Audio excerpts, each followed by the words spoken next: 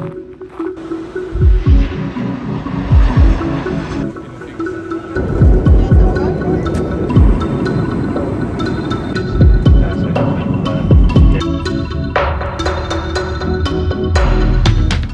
guys to a brand new series of living in Canada. We are in Vancouver for 2 months, so I thought it'd be really fun to make a cool series, vlogging my experience.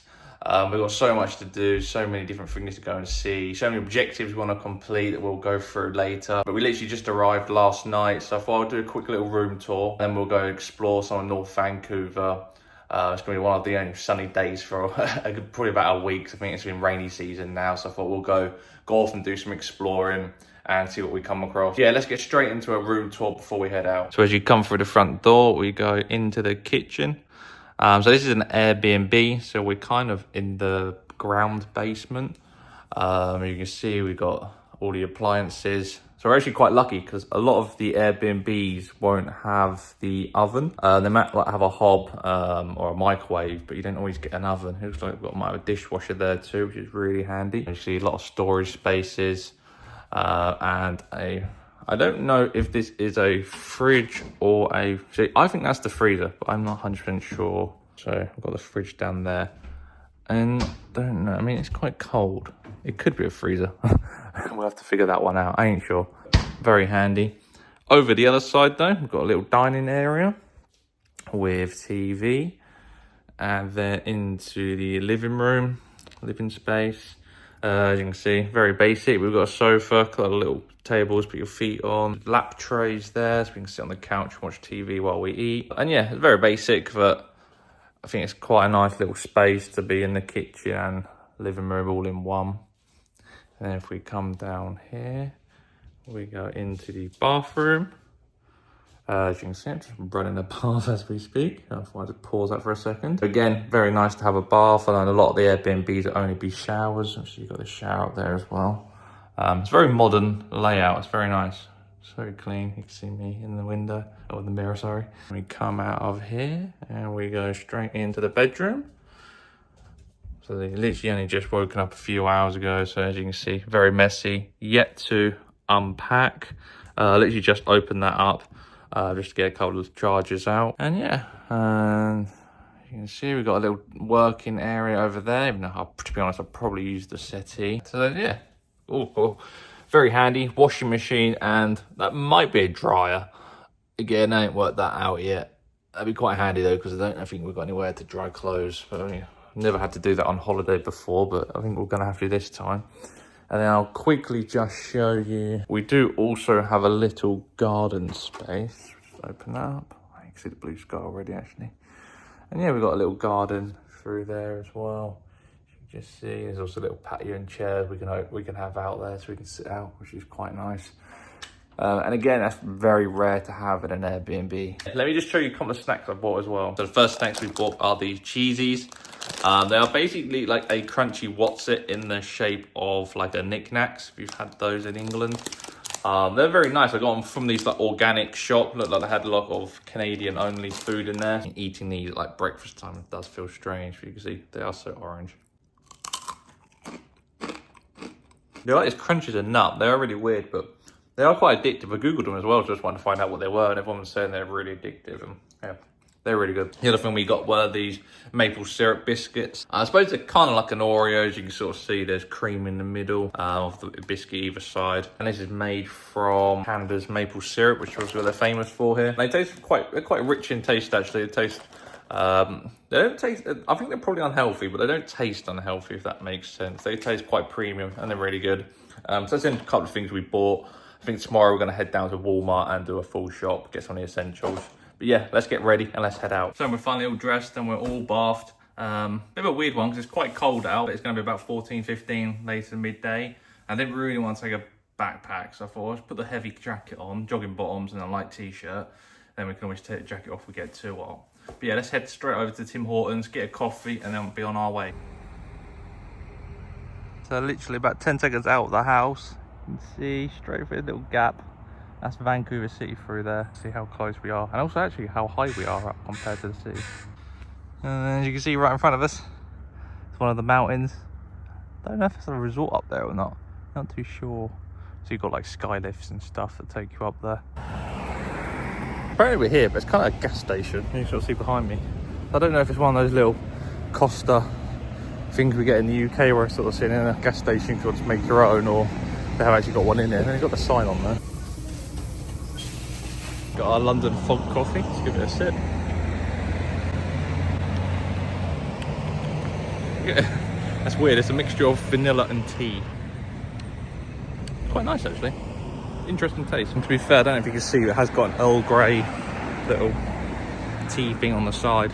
It's almost really creamy with a hint of like French vanilla. I don't actually know if it's coffee or not, but it'll do. Hopefully it'll give us energy. As you see, we're uphill.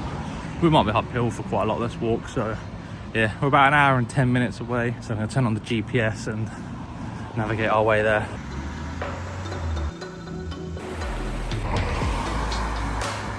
Around about 25 minutes now, and it's not too bad of a walk actually. It goes quite quick. It's just that first section where it's all uphill. Once you sort of get around the bend up that hill there where we were drinking the coffee, it kind of evens itself out, and it goes kind of a little bit downhill a little, which is quite nice. And I mean, the views just behind me, seeing that every day is crazy. You can see all those little houses up there. There's just thousands of them.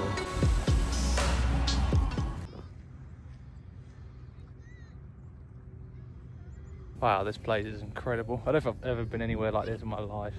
Especially definitely not on holiday. I've never been somewhere like this. And look at these mountains. They are huge. Don't actually know where the dam is yet. I think it must just be down there. I mean, it drops down quite a bit.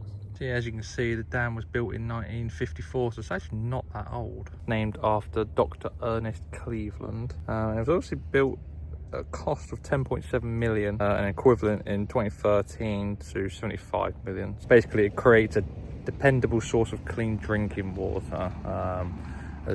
Back in 1889 the drinking water was first piped to Vancouver, but as the city grew, so did the need for water reserves, and hence why the dam was built. 3 locations that are closed off to the public, and those are the 3 there, and these are still supplied obviously now as clean water to the city, and obviously comes down from the mountain tops and melts from the snow and down, so some of the cleanest water you can find. It stores 62.5 billion litres of water. There are multiple hikes here. I'm not sure which one to do, to be honest. They're not, I think the longest one's only like an hour, so it's not too bad, about 2 kilometres. On a typical day, running day, we normally do about 4 kilometres, so that's not a problem wise. But I kind of wanted to head down towards the Capitaliano big suspension bridge. I don't know if you could sort of go around here, or sort of loop round into the woods and sort of follow everyone else is going, really, I suppose. Yeah, let's see where it takes us. So I think the Capitaliano River Regional Park is the most common route to take. So I think we're going to head down here. See a couple of people in the distance just walking down there. There's also another route you can go that way, which again is definitely another reason to come back and do that walk, unless it brings you back out that way.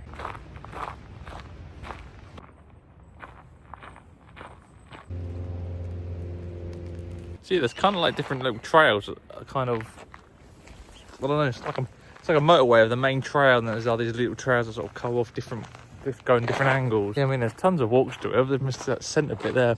That one's closed though, it says on that sign. But this seems to be the main one. Looks like we're going quite far down. And mostly seems to be people coming up. So I don't know if this is anti-clockwise or, I mean, it seems to be the only way you could probably go. So I don't know what way it brings you out. But this feels like we're going further downhill here.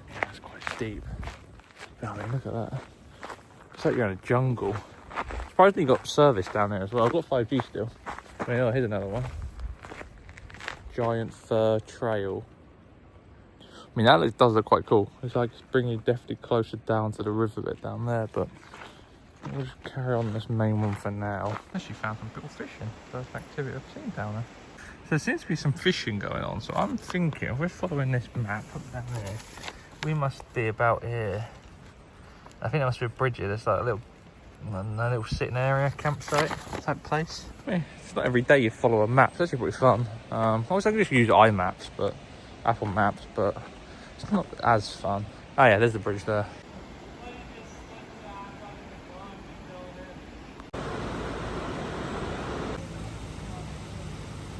Don't know if you can tell, this bridge has quite a bit of wobble.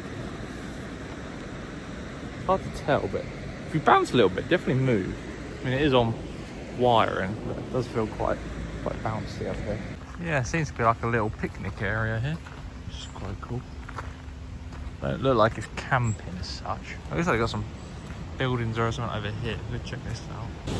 You can certainly see, I don't think they hear me to be honest, but you can certainly see why the dam's in place. I mean, the amount of water that's pouring down there and all the way around there and up the top is where we obviously was on crossing the dam. And obviously if that dam weren't there, all that water was flushing through here. And obviously down there, and I don't know where that leads. I don't know if that leads into the ocean. The amount of water it is letting in, the amount it's pouring down that stream is crazy. Oh, there they are.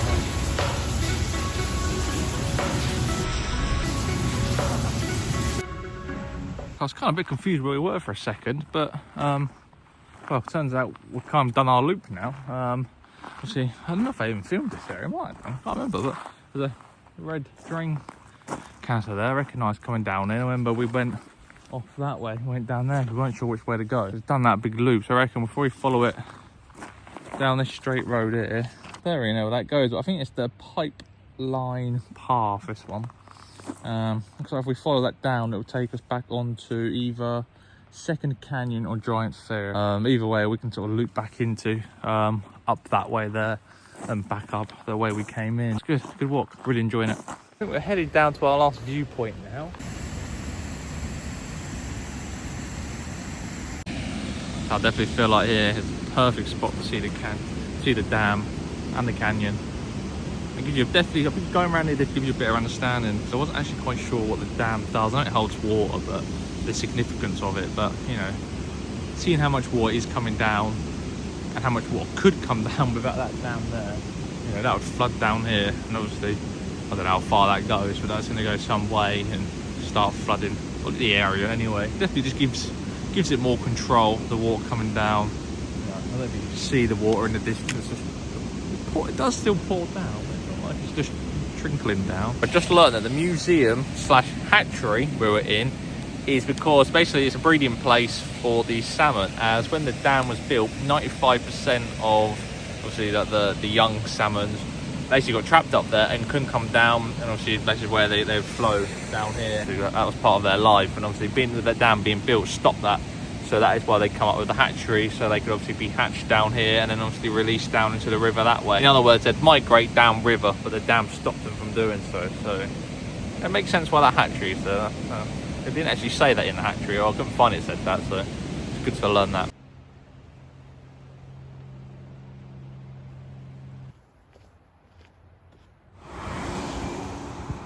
Yeah, it turns out that bridge suspension is actually a paid experience. It's actually a whole nother hike. There's quite a lot of walking in it, and to be honest, I ain't got the energy to do that walk now. So I think we're going to come back and do that. It's really annoying because the restaurant was in there as well, and it's like you can access that without getting a pass to go in. So I think we're going to sort of head towards back to the house and see what restaurants we're going to find on the way. Found a really nice high street with little coffee shops, bakeries and stuff, and Italian Bufala just behind me there. So I think I'm going to try that out. Looks pretty good. I think it's open. Let's go see what that's like. So it turned out it is happy hour, so I've ordered the pepperoni and honey pizza. It's actually one of my favourites back home, Chicago town, I believe. Really good. So yeah, happy hour, $20. I thought, yeah, let's try that. And then I think we'll head over to that cafe and we'll go try that out. That looked really nice from the outside as well.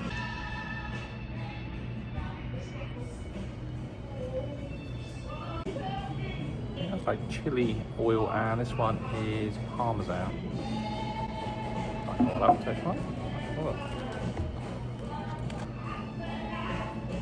Quite hot.